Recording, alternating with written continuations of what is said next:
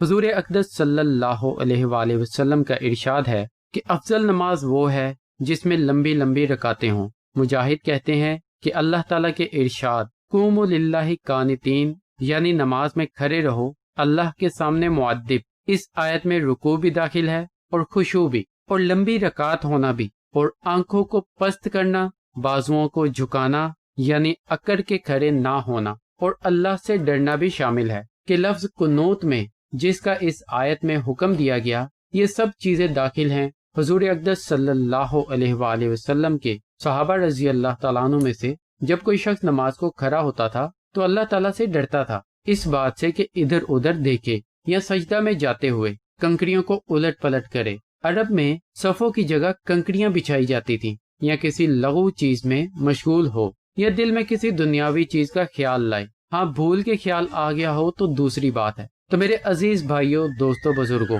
قوموا للہ قانتین کی تفسیر میں مختلف ارشادات وارد ہوئے ہیں۔ ایک یہ بھی ہے کہ قانتین کے معنی چپ چاپ کے ہیں۔ ابتدائی زمانہ میں نماز میں بات کرنا، سلام کا جواب دینا وغیرہ وغیرہ امور جائز تھے، مگر جب یہ آیت شریفہ نازل ہوئی تو نماز میں بات کرنا ناجائز ہو گیا۔ حضرت عبداللہ بن مسعود رضی اللہ تعالیٰ عنہ فرماتے ہیں کہ مجھے حضور اقدس صلی اللہ علیہ وسلم نے اس بات کا عادی بنا رکھا تھا کہ جب میں حاضر ہوں تو گو حضور صلی اللہ علیہ وآلہ وسلم نماز میں مشغول ہوں، میں سلام کرتا، حضور جواب دیتے۔ ایک مرتبہ میں حاضر ہوا، حضور نماز میں مشغول تھے، میں نے حسب عادت سلام کیا، حضور نے جواب نہیں دیا۔ مجھے سخت فکر ہوا کہ شاید میرے بارے میں اللہ تعالیٰ کے یہاں سے کوئی عتاب نازل ہوا ہے۔ نئے اور پرانے خیالات نے مجھے گھیر لیا، پرانی باتیں سوچتا تھا کہ شاید فلاں بات پر حضور صلی اللہ علیہ وآلہ وسلم ناراض ہو گئے ہوں، شاید فلانی بات ہو گئی ہو۔ جب حضور صلی اللہ علیہ وآلہ وسلم نے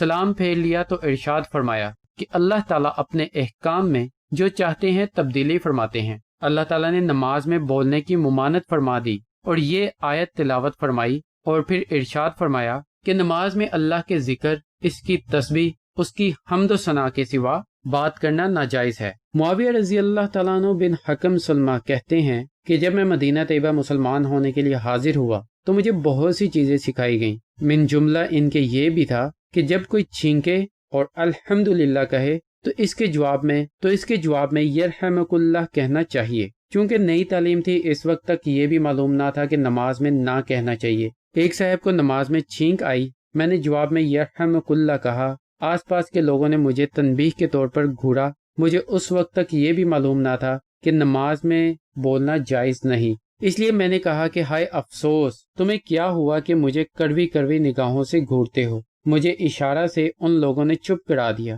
میری سمجھ میں تو آیا نہیں مگر میں چپ ہو گیا۔ جب نماز ختم ہو چکی تو حضور اقدس صلی اللہ علیہ وآلہ وسلم نے نہ مجھے مارا، نہ ڈانٹا، نہ برا بھلا کہا، بلکہ یہ ارشاد فرمایا کہ نماز میں بات کرنا جائز نہیں۔ نماز تسبیح و تکبیر اور قرأت قرآن ہی کا موقع ہے۔ خدا کی قسم حضور صلی اللہ علیہ وآلہ وسلم جیسا شفیق استاد نہ میں نے پہلے دیکھا نہ بعد میں۔ دوسری تفسیر حضرت ابن عباس رضی اللہ تعالیٰ عنہ سے منقول ہے کہ قانتین کے معنی خاشعین کے ہیں، یعنی خشوع سے نماز پڑھنے والے۔ اسی کے موافق مجاہد یہ نقل کرتے ہیں جو پہلے ذکر کیا گیا کہ یہ سب چیزیں خشوع میں داخل ہیں، یعنی لمبی لمبی رکعات کا ہونا اور خشوع و خضوع سے پڑھنا، نگاہ کو نیچی رکھنا، اللہ تعالیٰ سے ڈرنا۔ حضرت عبداللہ بن عباس رضی اللہ تعالیٰ عنہ فرماتے ہیں کہ ابتدا میں حضور اقدس صلی اللہ علیہ وآلہ وسلم رات کو جب نماز کے لیے کھڑے ہوتے تو اپنے آپ کو رسی سے باندھ لیا کرتے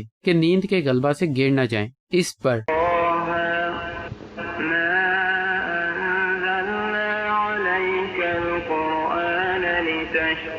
کا نازل ہوئی، اور یہ تو مضمون کئی حدیثوں میں آیا ہے کہ حضور صلی اللہ علیہ وآلہ وسلم اتنی طویل رکعات کیا کرتے تھے کہ کھڑے کھڑے پاؤں پر ورم آ جاتا تھا۔ اگرچہ ہم لوگوں پر شفقت کی وجہ سے حضور نے یہ ارشاد فرما دیا کہ جس قدر تحمل اور نباہ ہو سکے اتنی محنت کرنا چاہیے، ایسا نہ ہو کہ تحمل سے زیادہ بار اٹھانے کی وجہ سے بالکل ہی جاتا رہے۔ چنانچہ ایک صحابی عورت نے بھی اسی طرح رسی میں اپنے آپ کو باندھنا شروع کیا تو حضور نے منع فرما دیا، مگر اتنی بات ضرور ہے کہ تحمل کے بعد جتنی لمبی نماز ہوگی اتنی ہی بہتر اور افضل ہوگی۔ آخر حضور کا اتنی لمبی نماز پڑھنا کہ پاؤں مبارک پر ورم آ جاتا تھا کوئی بات تو رکھتا ہے۔ صحابہ کرام عرض بھی کرتے کہ سورہ فتح میں آپ کی مغفرت کا وعدہ اللہ تعالیٰ نے فرما لیا ہے، تو حضور ارشاد فرماتے کہ پھر میں شکر گزار بندہ کیوں نہ بنوں۔ ایک حدیث میں آیا ہے کہ جب حضور اقدس صلی اللہ علیہ وآلہ وسلم نماز پڑھتے تھے تو آپ کے سینہ مبارک سے رونے کی آواز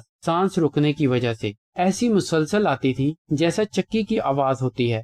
ایک دوسری حدیث میں آیا ہے کہ ایسی آواز ہوتی تھی جیسا کہ ہنڈیا کے پکنے کی آواز ہوتی ہے۔ حضرت علی رضی اللہ تعالیٰ عنہ فرماتے ہیں کہ بدر کی لڑائی میں نے حضور صلی اللہ علیہ وآلہ وسلم کو دیکھا کہ ایک درخت کے نیچے کھڑے نماز پڑھ رہے تھے اور رو رہے تھے کہ اسی حالت میں صبح فرما دی۔ متعدد احادیث میں ارشاد ہے کہ اللہ تعالیٰ چند آدمیوں سے بے حد خوش ہوتے ہیں، من جملہ ان کے وہ شخص ہیں جو سردی کی رات میں نرم بستر پر لحاف میں لپٹا ہوا لیٹا ہو اور خوبصورت دل میں جگہ کرنے والی بیوی پاس لیٹی ہو اور پھر تہجد کے لیے اٹھے اور نماز میں مشغول ہو جائے۔ اللہ تعالیٰ اس شخص سے بہت ہی خوش ہوتے ہیں، تعجب فرماتے ہیں، باوجود عالم الغیب ہونے کے فرشتوں سے فخر کے طور پر دریافت فرماتے ہیں کہ اس بندہ کو کس بات نے مجبور کیا کہ اس طرح کھڑا ہو گیا۔ فرشتے عرض کرتے ہیں کہ آپ کے لطف و عطایا کی امید نے اور آپ کے عتاب کے خوف نے۔ ارشاد ہوتا ہے کہ اچھا جس چیز کی اس نے مجھ سے امید رکھی وہ میں نے عطا کی،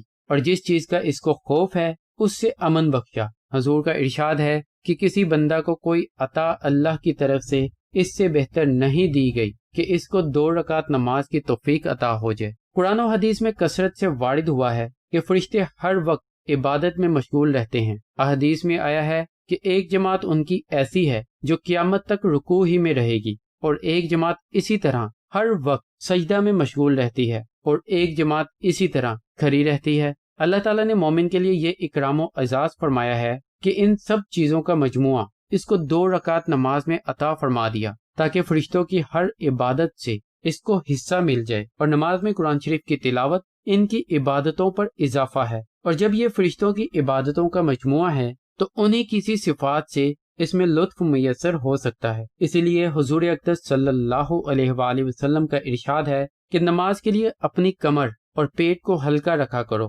کمر کو ہلکا رکھنے کا یہ مطلب ہے کہ بہت سے جھگڑے اپنے پیچھے نہ لگاؤ، اور پیٹ کو ہلکا رکھنا ظاہر ہے کہ زیادہ سیر ہو کر نہ کھاؤ، اس سے کاہلی اور سستی پیدا ہوتی ہے۔ صوفیہ کہتے ہیں کہ نماز میں 12,000 چیزیں ہیں جن کو اللہ تعالیٰ نے 12 چیزوں میں منظم فرمایا ہے۔ ان 12 کی رعایت ضروری ہے تاکہ نماز مکمل ہو جائے اور اس کا پورا فائدہ حاصل ہو۔ یہ 12 حسب ذیل ہیں۔ اول، علم۔ حضور صلی اللہ علیہ وآلہ وسلم کا ارشاد ہے کہ علم کے ساتھ تھوڑا سا عمل بھی جہل کی حالت کے بہت سے عمل سے افضل ہے۔ دوسرا، وضو۔ تیسرے، لباس۔ چوتھا، وقت۔ پانچواں قبلہ کی طرف رخ کرنا۔ چھٹا، نیت۔ ساتواں، تکبیر تحریمہ۔ آٹھواں، نماز میں کھڑا ہونا۔ نوواں، قرآن شریف پڑھنا۔ 10واں، رکوع۔ 11واں، سجدہ۔ 12واں، اتحیات میں بیٹھنا، اور ان سب کی تکمیل اخلاص کے ساتھ ہے۔ پھر ان 12 کے 3 جزو ہیں۔ اول، علم کے 3 جزو یہ ہیں کہ فرضوں اور سنتوں کو علیحدہ علیحدہ معلوم کرے۔ دوسرے، یہ معلوم کرے کہ وضو اور نماز میں کتنی چیزیں فرض ہیں، کتنی سنت ہیں۔ تیسرے، یہ معلوم کہ شیطان کس کس مکر سے نماز میں رکھنا ڈالتا ہے۔ اس کے بعد وضو کے بھی 3 جزو ہیں۔ اول یہ کہ دل کو کینہ اور حسد سے پاک کرے، جیسا کہ ظاہری اعضاء کو پاک کر رہا ہے۔ دوسرے، ظاہری اعضاء کو گناہوں سے پاک رکھے۔ تیسرا، وضو کرنے میں نہ اسراف کرے نہ کوتاہی کرے۔ پھر لباس کے بھی 3 جزو ہیں۔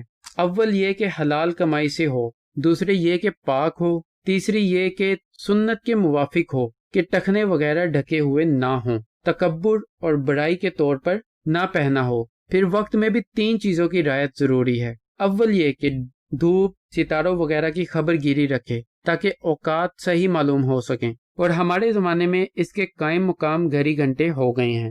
دوسرے، اذان کی خبر رکھے۔ تیسرے، دل سے ہر وقت نماز کے وقت کا خیال رکھے، کبھی ایسا نہ ہو کہ وقت گزر جائے پتہ نہ چلے۔ پھر قبلہ کی طرف منہ کرنے میں بھی 3 چیزوں کی رعایت رکھے۔ اول یہ کہ ظاہری بدن سے ادھر متوجہ ہو۔ دوسرا یہ کہ دل سے اللہ کی طرف توجہ رکھے کہ دل کا کعبہ وہی ہے۔ تیسرا یہ کہ مالک کے سامنے جس طرح ہمتاً متوجہ ہونا چاہیے اسی طرح متوجہ ہو۔ پھر نیت بھی 3 چیزوں کی محتاج ہے۔ اول یہ کہ کون سی نماز پڑھ رہا ہے۔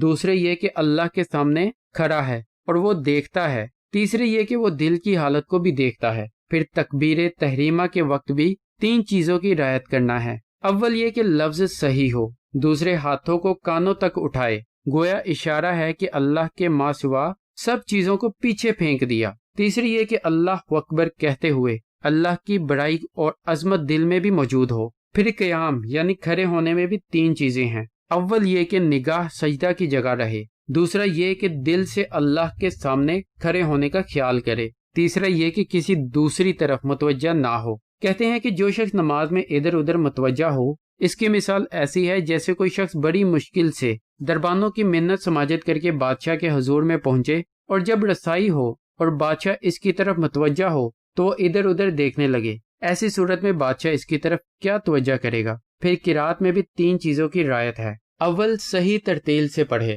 دوسرے اس کے معنی پر غور کرے، تیسرا جو پڑھے اس پر عمل کرے۔ پھر رکوع میں بھی 3 چیزیں ہیں۔ اول یہ کہ کمر کو رکوع میں بالکل سیدھا رکھے، نہ نیچا کرے نہ اونچا کرے۔ علماء نے لکھا ہے کہ سر اور کمر اور سرین تینوں چیزیں برابر رہیں۔ دوسرا، ہاتھوں کی انگلیاں کھول کر چوڑی کر کے گھٹنوں پر رکھے۔ تیسرا، تسبیحات کو عظمت اور وقار سے پڑھے۔ پھر سجدہ میں بھی 3 چیزوں کی رعایت ہے۔ اول یہ کہ دونوں ہاتھ سجدہ میں کانوں کے برابر رہیں، دوسرا یہ کہ ہاتھوں کی کوہنیاں کھڑی رہیں، تیسرا تسبیحات کو عظمت سے پڑھے۔ پھر بیٹھنے میں بھی 3 چیزوں کی رعایت کرے۔ اول یہ کہ دایاں پاؤں کھڑا کرے اور بائیں پر بیٹھے، دوسرا یہ کہ عظمت کے ساتھ معنی کی رعایت کر کے تشہد پڑھے کہ اس میں حضور صلی اللہ علیہ وآلہ وسلم پر سلام ہے، مومنین کے لیے دعا ہے، پھر فرشتوں پر اور دائیں بائیں جانب جو لوگ ہیں ان پر سلام کی نیت کرے۔ پھر اخلاص کے بھی 3 جزو ہیں۔ اول یہ کہ اس نماز سے صرف اللہ کی خوشنودی مقصود ہو، دوسرے یہ سمجھے کہ اللہ ہی کی توفیق سے یہ نماز ادا ہوئی، تیسرے اس پر ثواب کی امید رکھے۔ حقیقت میں نماز میں بڑی خیر اور برکت ہے، اس کا ہر ذکر بہت سی خوبیوں کو اور اللہ کی بڑائیوں کو لیے ہوئے ہے۔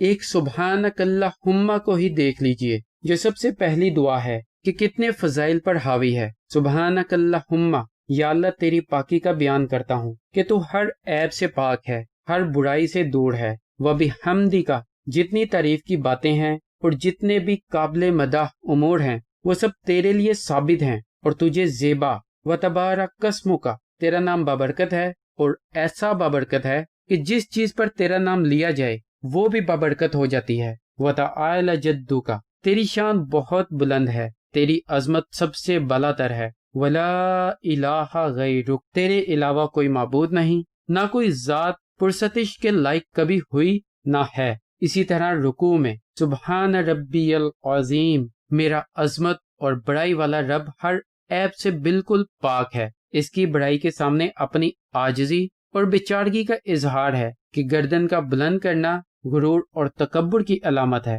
اور اس کا جھکا دینا نیاز مندی اور فرما برداری کا اقرار ہے۔ تو رکوع میں گویا اس کا اقرار ہے کہ تیرے احکام کے سامنے اپنے کو جھکاتا ہوں اور تیری اطاعت اور بندگی کو اپنے سر پر رکھتا ہوں۔ میرا یہ گناہگار جسم تیرے سامنے حاضر ہے اور تیری بارگاہ میں جھکا ہوا ہے، تو بے شک بڑائی والا ہے، اور تیری بڑائی کے سامنے میں سرنگوں ہوں۔ اسی طرح سجدہ میں بھی اللہ کی بے حد رفت اور بلندی کا اقرار ہے، اور اس بلندی کے ساتھ ہر برائی اور عیب سے پاکی کا اقرار ہے۔ اپنے سر کو اس کے سامنے ڈال دینا ہے جو سارے اعضاء میں اشرف شمار کیا جاتا ہے، اور اس میں محبوب ترین چیزیں آنکھ، کان، ناک، زبان ہیں۔ گویا اس کا اقرار ہے کہ میری یہ سب اشرف اور محبوب چیزیں تیرے حضور میں حاضر اور تیرے سامنے زمین پر پڑی ہوئی ہیں، اس امید پر کہ تو مجھ پر فضل فرمائے اور رحم کرے۔ اور اس عاجزی کا پہلا ظہور اس کے سامنے ہاتھ باندھ کر مؤدب کھڑے ہونے میں تھا، اس پر ترقی اس کے سامنے سر جھکا دینے میں تھی،